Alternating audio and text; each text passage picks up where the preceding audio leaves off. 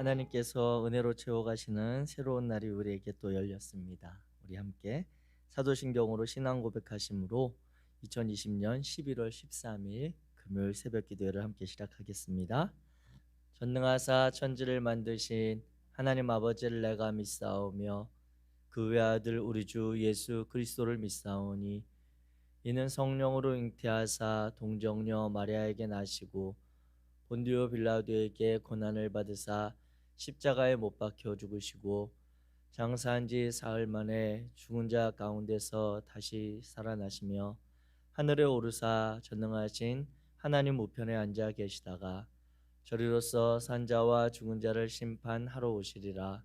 성령을 믿사오며 거룩한 공예와 성도가 서로 교통하는 것과 죄를 사하여 주시는 것과 몸이 다시 사는 것과 영원히 사는 것을 믿사옵나이다. 아멘.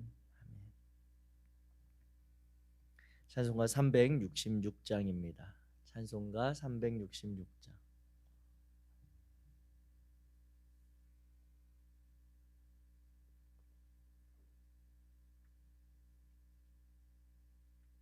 함께 찬양하시겠습니다.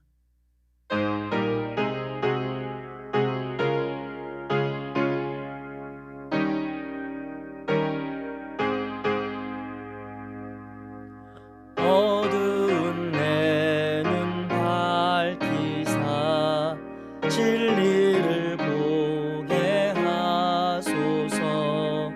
진리의 열쇠 내게 주사 참빛을 찾게 하소서. 깊으신 뜻을 알고자 엎드려 기다리오니 내 눈을 뜨게 하소서.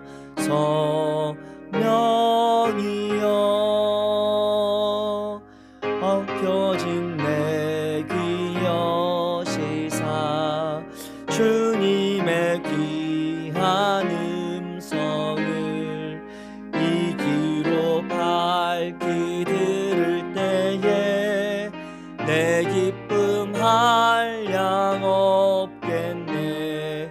깊으신 뜻을 알고자 엎드려 기다리오니 내 귀를 열어주소서.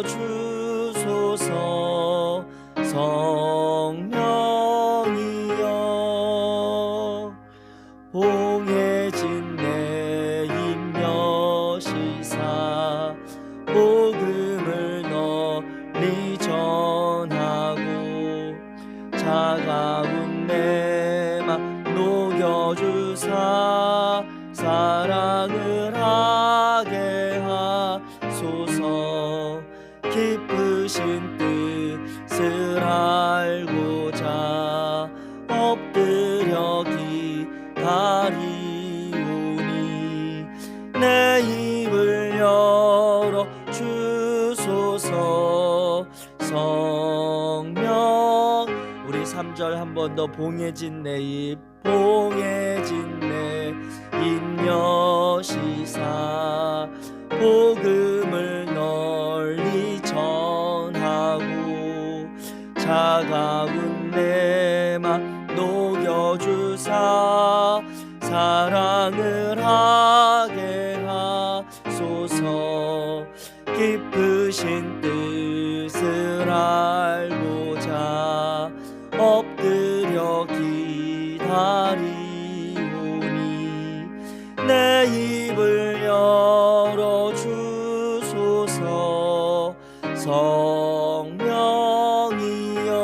성령이여. 아멘. 오늘 함께 나눌 하나님의 말씀은 요한계시록 8장입니다. 신약성경 요한계시록 8장 1절부터 13절까지 말씀입니다.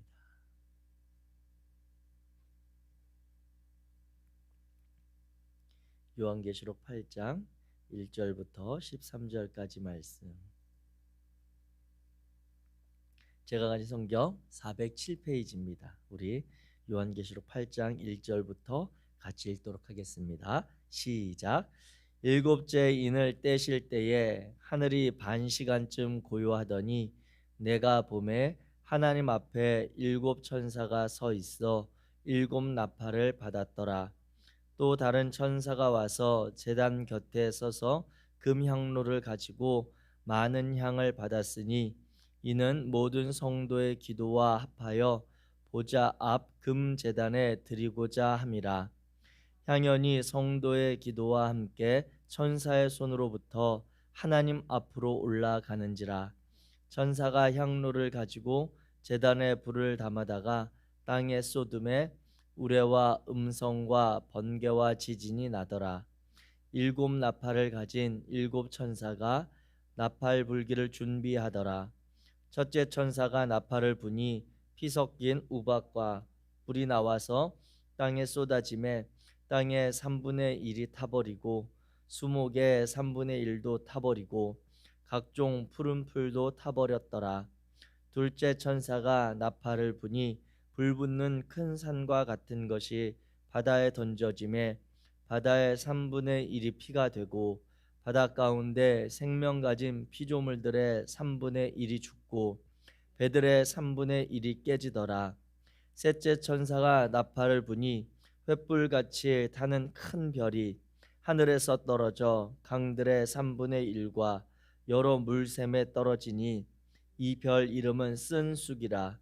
물의 3분의 1이 쓴 쑥이 되매 그 물이 쓴 물이 되므로 많은 사람이 죽더라. 넷째 천사가 나팔을 부니 해 3분의 1과 달 3분의 1과 별들의 3분의 1이 타격을 받아 그 3분의 1이 어두워지니 낮 3분의 1은 비추임이 없고 밤도 그러하더라. 내가 또 보고 들으니 공중에 날아가는 독수리가 큰 소리로 이르되 땅에 사는 자들에게 화가 있으리니 이는 새 천사들이 불어야 할 나팔 소리가 남아 있음이로다 하더라. 아멘. 아멘.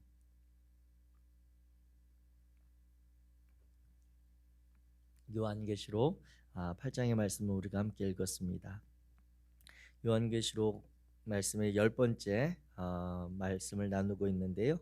오늘로 인해서 이제 요한계시록 첫 번째 등장하는 일곱 심판에 대한 이야기가 한번 정리가 됩니다. 그러면 그 뒤에 오늘 읽은 8장에 나타난 이제 일곱 나팔에 대한 심판의 이야기들 그리고 한 번에 더 심판의 이야기가 뒤에 나오게 되는데 이 구조가 앞에 나타난 첫 번째 나타난 일곱인의 심판의 내용과 이렇게 반복되는 그러한 패턴이기 때문에 우리가 오늘 나누어지는 그런 일곱인의 심판을 정리하는 이 내용을 알면 다음에 나눌 일곱 나팔에 대한 심판도 상당히 우리가 이해하기가 쉽습니다.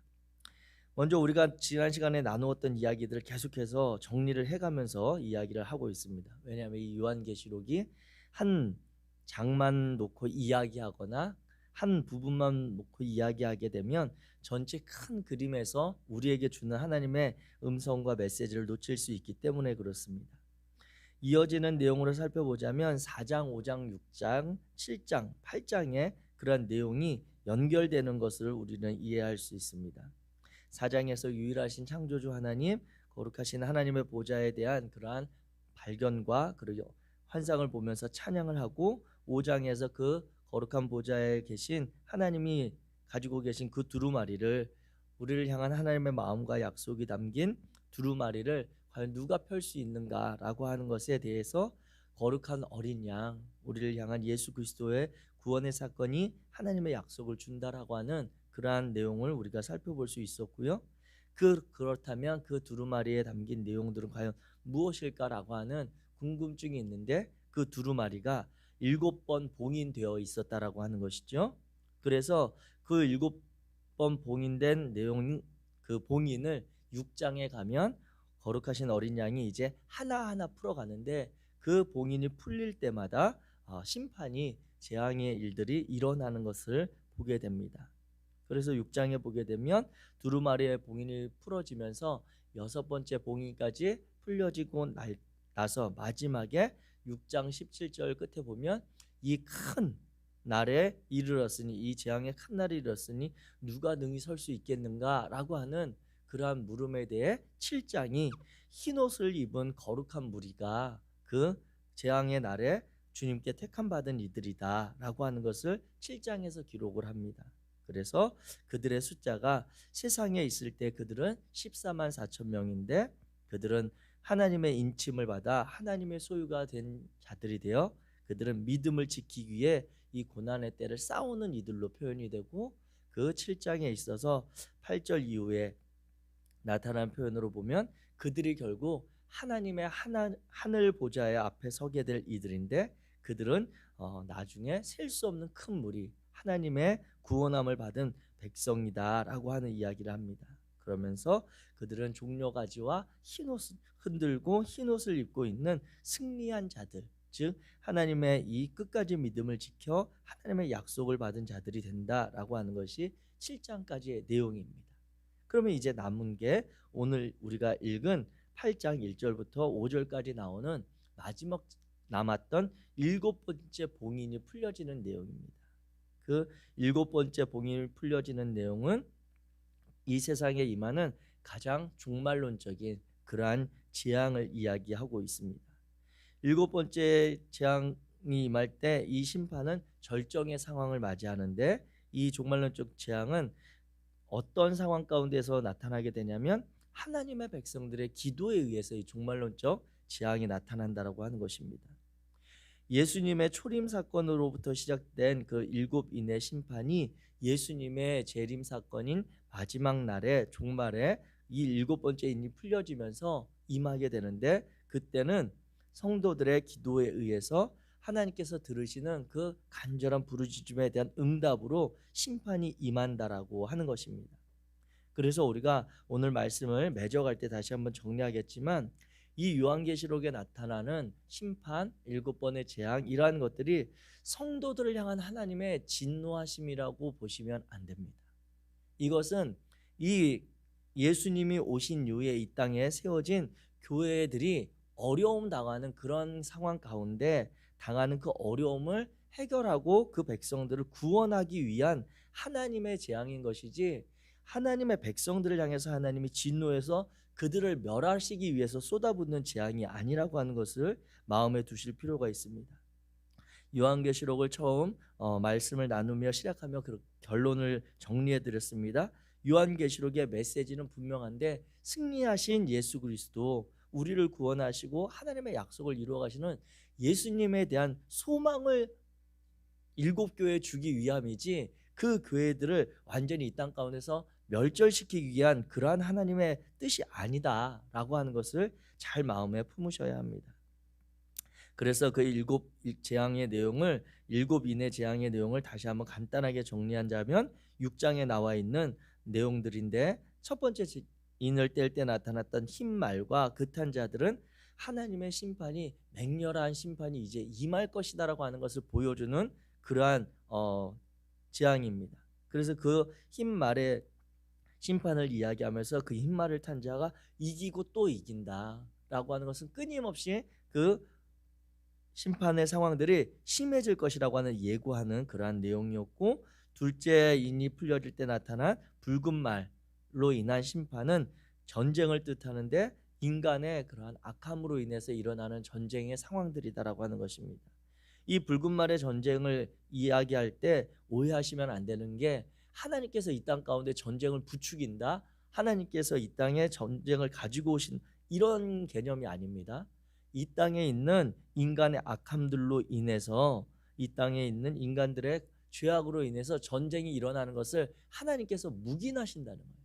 우리가 이제 성경에도 보는 출애굽기의 대표적으로 나오는 것처럼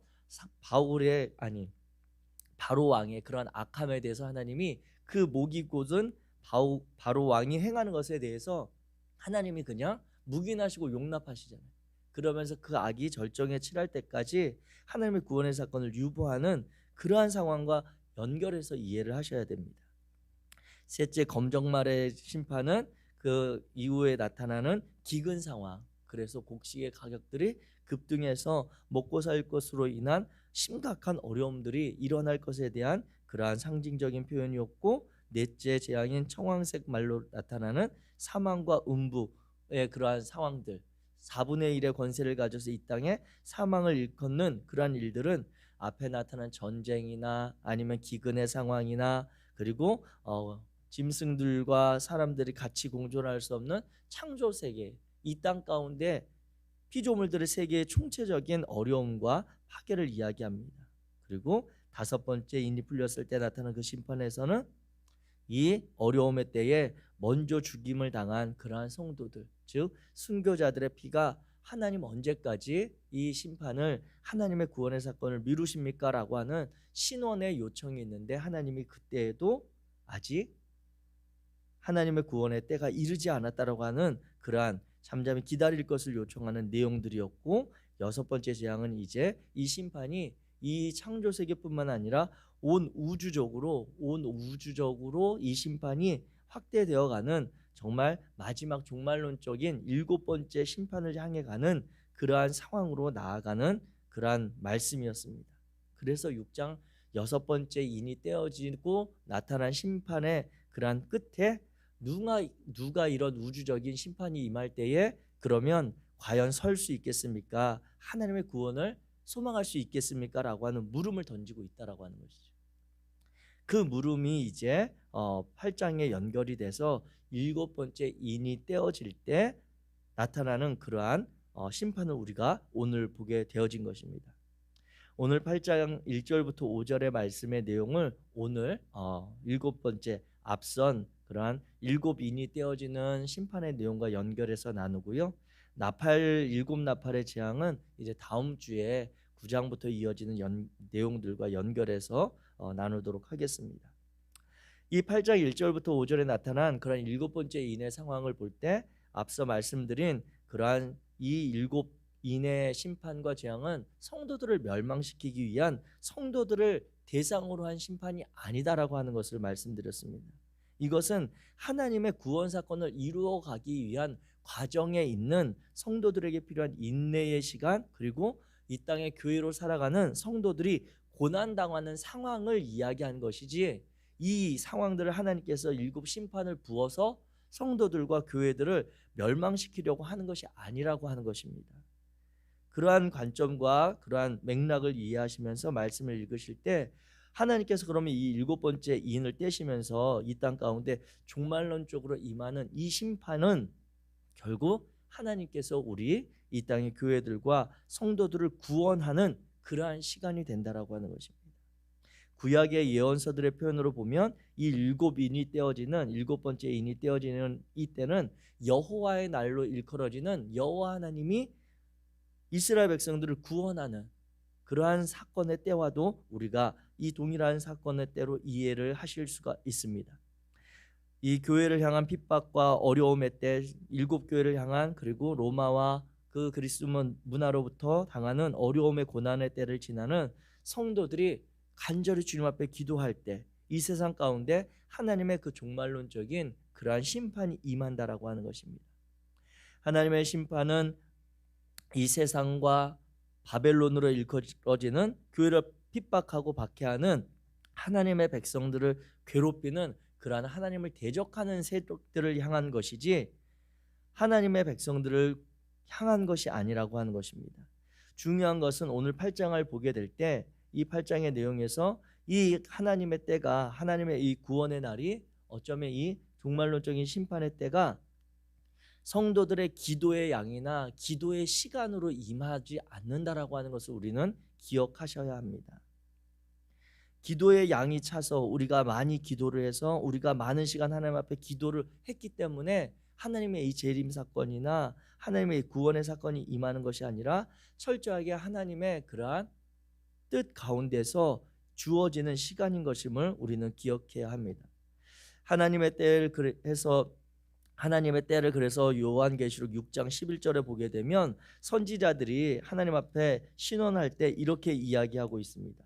각각 그들에게 먼저 죽은 그들입니다. 그들에게 흰 두루마기를 주시며 이르시되 아직 잠시 동안 쉬되 그들의 동무 종들과 형제들도 자기처럼 죽임을 당하여 그 수가 차기까지 하라 하시더라. 하나님이 성도들이 기도를 해서 이 구원의 때가 임하는 것이 아니라 아직은 그 고난의 때를 좀 더 견뎌내야 하는 때임을 이야기하고 있다라고 하는 것이죠. 이 말씀을 보면서 다시 한번 제가 깨닫게 되는 사건이 있습니다. 성경의 사건인데요, 우리가 잘 아는 출애굽기에 나타난 그러한 사건입니다. 구약 출애굽기에 보게 되면 이스라엘 백성들이 요셉으로 말미암아 이제 창세기 후반에 애굽 땅에 정착하게 되잖아요. 아브라함의 그러한 자손들이. 그러던 중에 이제 요셉을 알던 왕들이 다 죽고 애굽의 새로운 왕조가 들어서면서 이 히브리인들이 노예 생활을 하게 되는 어려움의 때가 닥치게 됩니다. 이 애굽에 종살이하던 히브리인들이 그 이전의 과거의 생활을 돌아보며 힘겹고 어려운 그러한 노동의 생활을 보내는 가운데 출애굽기 2장에 가게 되면 이제 모세가 태어나고, 모세가 바로의 궁정에서 잘 지내다가 자신의 백성들의 억울한 그러한 상황을 보며 분노를 참지 못하고 일으킨 사건으로 말미암아 미디안 광야로 쫓겨가게 되죠. 그곳에서 살면서 모세는 그곳에서 미디안에서 광야 생활을 하고 있는데, 또 이스라엘 백성들은 그 가운데서도 계속해서 애굽에서 종살이를 하고 있습니다. 그 가운데 출애굽기 2장 23절에 보게 되면 여러 해 후에, 이 여러 해라고 하는 것은 모세가 이제 미디안에서 결혼을 하고 그곳에서 생활을 하던 때입니다. 그 여러 해 후에 애굽 왕은 죽었고 이스라엘 자손은 고된 노동으로 말미암아 탄식하며 부르짖으니 그 고된 노동으로 말미암아 부르짖는 소리가 하나님께 상달된지라. 중요한 것은 이 본문 가운데서 이스라엘 백성들이 애굽에 종살이하면서 그 고된 노동으로 말미암아 부르짖는 소리가 하나님의 귀에 상달되었다라고 하는 것입니다. 이스라엘 백성들이, 히브리인들이 늘상 하나님 앞에 드리는 그러한 기도의 시간, 그러한 상황이 아니라 그 고통당하는 시간이 점차 깊어지고 힘겨운 시간이 그들에게서 하나님을 향한 울부짖음, 간절한 부르짖음으로 그게 치달을 때에, 그때에 하나님께서 이제 모세를 다시 부르시고 이 히브리인들을 애굽의 종살이로부터 구체적으로 구원하기 위한 사건들을 일으켜 가시게 됩니다. 그 사건들이 무엇입니까? 우리가 잘 아는 10가지 재앙입니다. 애굽 땅에 내린 하나님의 그 10가지 재앙이 히브리인들과 그리고 많은 애굽에 종살이하던 애굽의 그런 폭정과 세상의 가치 질서를 거부하던 이들에게 구원의 사건으로 임하게 됩니다. 그런데 잘 생각을 해보십시오. 우리는 너무 성경을 많이 보고 이 이야기를 많이 들어서 10가지 재앙이 하나님의 구원을 주시는 그러한 사건이다라고 은혜롭게 받아들이는데, 이 10가지 사건이, 재앙이 한 번 일어날 때마다 이 히브리인들은 과연 그들의 삶이 점차 구원함을 받았겠습니까? 결코 저는 그렇지 않다라고 생각합니다. 이 9번째 재앙이 이루어지기까지, 9번째 재앙이 그 애굽 땅에 내릴 때까지 이 히브리인들은 이 재앙이 내릴 때마다 애굽인들에게 더 심한 박해와 어려움을 겪었지, 그 일들이 첫 번째 재앙 이후에 그들이 좀 더 살기 좋아지고 그 두 번째 재앙이 내린 이후에 좀 더 하나님의 은혜를 깨닫게 되고, 이러한 시간이 아니었음을 저는 보게 됩니다. 왜 그렇습니까? 애굽의 바로 왕이 수시로 마음이 변하고 어려움을 당하고 난 이후에 모세와 아론 그리고 히브리 노예들을 향해 그들이 주장하잖아요. 하나님께서 우리를 구원하기 위해 이 애굽 땅에 이런 재앙을 내리실 것이다 라고 한다면, 그 재앙을 당할 때는 어렵고 하나님의 살아계심을 인정하게 되지만 그 재앙이 지나간 다음에 그 마음이 어떻겠습니까? 훨씬 더 강팍해지는 거죠. 훨씬 더 그렇게 주장하는 이들에 대해서 너희 때문에 우리가 이렇게 어려움 당한다, 고통당한다, 우리 애굽 사람들이 재앙을 받았다라고 하는 일들로 인해 히브리인들이 얼마나 어려운 생활을 겪었겠습니까? 9번째 재앙이 임할 때까지 이 히브리인들은 그 애굽에서 점차 더 힘들고 어려운 시간을 겪어왔던 것을 뻔합니다. 그런데 마지막 하나님께서 그 어려움 가운데 10번째 재앙을 내리시고 난 이후에 그때야말로 이 히브리인들과 많은 애굽의 질서를 따르지 않겠다라고 하던 이들이 구원함을 받는 사건이 일어나는 것이 마찬가지입니다. 이것들을 이제 이 요한계시록의 상황과 비추어 본다면 7인이 떼어질 때 6번째 인이 떼어질 때까지 심판이 임하는데 전쟁이 일어나고 기근이 있고 이 땅 가운데 창조 질서가 파괴되고 그 심판이 온 우주적인 심판으로까지 확장되어지는 그러한 상황들을 성도들이 고난과 인내함 가운데 지나가게 될 때에, 그래서 그 우주적인 심판의 상황과 그러한 어려움 가운데 정말 간절한 우리 이 땅의 교회들과 성도들의 부르짖음과 돌이킴의 믿음의 역사들이 있을 때에, 그러할 때 마지막 7인의 그러한 심판으로 하나님이 이 세상 가운데 하나님의 구원의 역사를 이루어낸다라고 하는 것입니다. 사랑하는 성도 여러분, 그렇습니다. 이 초대교회 7교회를 향한 이 요한계시록의 그러한 내용의 말씀들은 이 교회들이 앞으로 당하게 될 여러 가지 환난과 박해의 상황들이 있음을 이야기하는 것입니다. 그 교회들의 상황을 보면 어떤 교회는 칭찬만 받았던 교회도 있고, 어떤 교회는 칭찬과 책망을 동시에 받았던 교회도 있고, 어떤 교회는 책망만 받았던 교회도 있습니다. 그러한 때에 책망만 받았던 교회라고 해서 하나님이 그 교회를 버리시거나 그 교회를 멸망시키려고 한 것이 아니라, 이 어려운 때가 장차 임할 터인데 칭찬만 받던 교회는 너희가 잘하고 있는 것들, 너희가 신실하게 하나님 앞에 지켜가고 있는 믿음을 더욱더 신실하게 지켜갈 것을 응원하고 격려하고 있고요, 책망만 받던 교회를 향해서 하나님께서 이 요한계시록에 장차 임할 이 큰 시험에 대해서 말씀하는 것은 무엇이겠습니까? 너희가 지금 비록 그러한 하나님 앞에 부끄러운 모습으로 그 믿음의 길을, 신앙의 삶을 살아가고 있지만 장차 이러한 어려움의 때가 임할 것인데 하루속히 돌이켜라. 빨리 그 길에서 하나님의 마음을 깨달아 하나님의 뜻대로 신앙생활을 회복하라고 하는 것이 이 요한계시록의 그러한 1차적인 메시지인 것입니다. 이것을 오늘 우리들의 상황에 비추어 본다면 어떻게 되겠습니까? 우리가 지내는 이 2020년에 오늘 우리가 두 발 딛고 살아가는 이 땅에서의 삶에 있어서 우리 성도들을 향한 하나님의 마음도 동일한 것입니다. 모든 세상 사람들이 힘들다고 하는 그러한 시대가 되어버렸습니다. 교회만이 힘든 것이 아니고 우리 그리스도인들만이 힘든 그러한 상황이 아닌 것으로 보여집니다. 이때가 저는 구체적으로 요한계시록의 어느 때다라고 하는 것을 말씀드리려고 하는 것이 아니라, 모두가 이렇게 어렵고 힘겨운 때에 특히 우리 교회들은, 우리 성도들은, 우리 하나님의 백성된 자녀들은 어떠한 삶과 어떠한 신앙을 다시 우리가 돌이켜보고 회복해야 하는가라고 하는 것입니다. 하나님의 말씀을 읽으며 하나님의 말씀 가운데 그 말씀을 내 삶을 비추어 순종함으로 살아가고 있는가?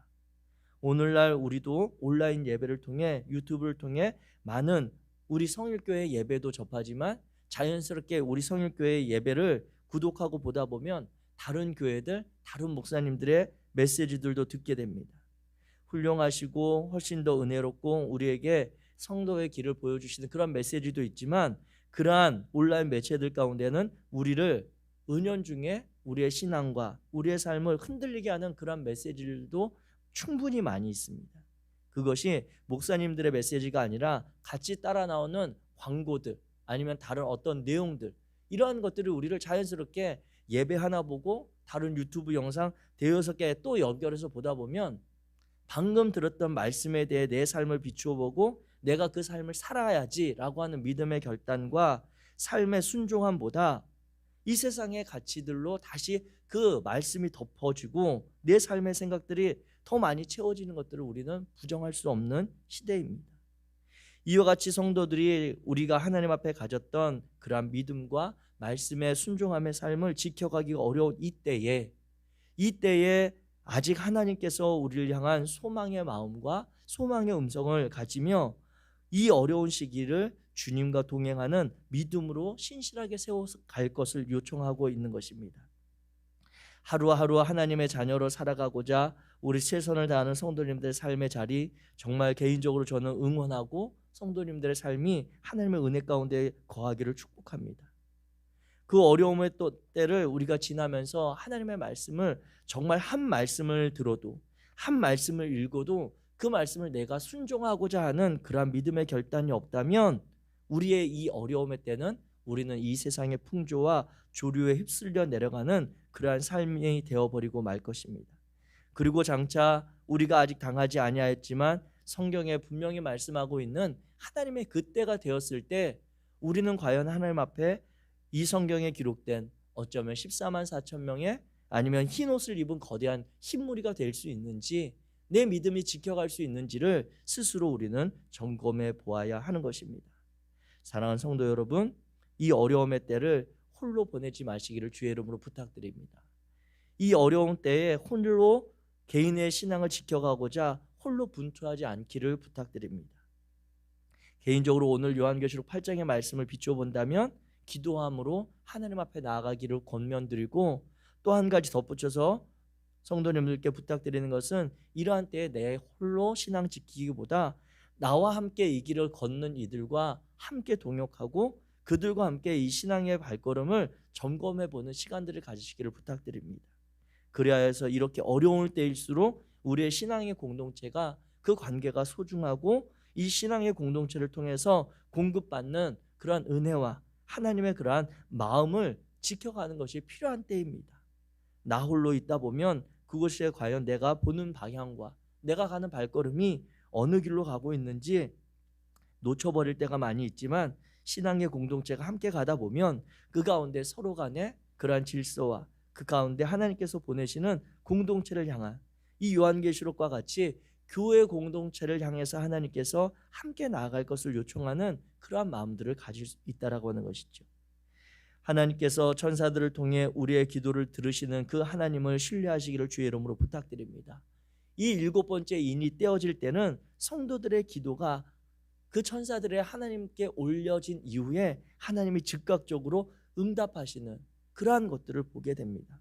오늘 이 어려움의 때를 지나며 우리가 하나님께 정말 기도함으로 하나님께서 오늘 우리가 당하는 이 어려움과 이 힘듦의 시간을 결코 모르지 아니하시고 하나님께서도 인내하시며 우리를 믿고 기다리시는 이 때에 주님 앞에 온전한 믿음, 신실한 신앙으로 오늘 하루를 살아가시는 성도님들 되시기를 주의 이름으로 축복합니다. 기도하겠습니다. 사랑의 하나님, 감사합니다. 하나님께서 요한계시록의 말씀을 통해 우리가 이 어려움의 때를 이겨나갈 수 있는 힘과 하나님의 마음을 분별할 수 있도록 도와주시니 감사합니다. 거룩하신 하나님, 이 때를 살아가는 이 땅의 모든 당신의 사랑하는 자녀들이 신실한 믿음과 주의 말씀을 향한 거룩한 순종으로 나아갈 수 있도록 주님 붙들어 주시옵소서. 오늘 하루를 지나는 동안에도 우리의 귀를 열어주시고 우리의 눈을 밝혀주시며 우리의 입술을 열어주시사 정말 이 땅 가운데 그리스도인으로 살아가는 당신의 자녀들을 세상이 볼 수 있도록 도와주옵소서. 비록 어색하고 불편하다 하여도 그들 보기에 정말 참된 하나님의 백성들이 이 땅 가운데 일어나 이 사회와 이 땅의 문화를 새롭게 창조적으로 바꿔갈 수 있도록, 그래서 하나님의 창조 질서와 하나님께서 이 땅 가운데 소망하셨던 그 일들을 만들어갈 수 있는 이 땅의 교회들 될 수 있도록 주님 축복하여 주옵소서. 특별히 바라기는 이 나라와 민족 위에 함께 하시고 우리 성도들의 삶 가운데 함께 하셔서 이 어려움의 때를 우리의 신앙의 공동체가 함께 서로를 격려하며 응원하며 서로의 손을 맞잡고 이 믿음의 길을 함께 걸어갈 수 있도록 은혜 내려주시기 원합니다. 우리 가운데 뒤처진 이가 있습니까? 힘에 겨워 낙오된 이가 있습니까? 그들을 돌아볼 수 있는 마음의 여유를 주시고 함께 그들의 무릎을 일으켜 세워 하나님 앞에 믿음으로 나아가 주님의 신실하심을 기대할 수 있도록 도와주시옵소서.